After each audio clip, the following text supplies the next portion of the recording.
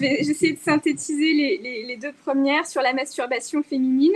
De toute l'histoire, les sources, donc les textes, abordent assez peu la masturbation féminine parce qu'on a une conception depuis la haute antiquité d'une sexualité phallocentrée. Ça veut dire que le pénis est au centre de la sexualité. Donc on imaginait que si une femme se caressait, elle avait besoin d'un substitut phallique. On sait que dans l'Antiquité grecque, il y a déjà des olisbos, donc l'ancêtre du godemiché, qui existait aussi dans l'Antiquité romaine.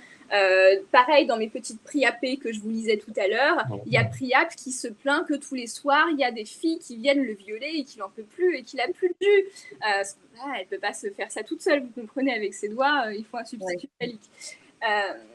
Pourquoi, au XVIIIe siècle, il n'y a pas de changement particulier. La sexualité est assez pauvre entre le Moyen-Âge et le 19e et la fin du 18e, parce qu'il faut attendre les libertins, donc des personnes qui vont s'affranchir du poids de la religion, pour amener une sexualité plus libérée, plus curieuse de tout un tas de choses, qui va ensuite se cristalliser au 19e siècle dans le bordel, et surtout dans le bordel de luxe, donc le Chabanais, le Sphinx et compagnie. Donc l'érotisme féminin est pas de l'ordre du disciple. On ne raconte pas, on a très peu de textes qui en parlent.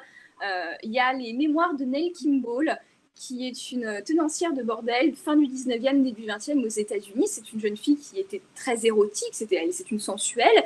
Et elle raconte qu'effectivement, vers l'âge de 13 ans à peu près, elle commence à se masturber, d'abord avec ses doigts, puis en utilisant le manche de son peigne. Et là, on tombe dans les clichés, bien évidemment, parce qu'il y avait l'envie de pénétrer, mais qui n'existe pas spontanément chez toutes les femmes.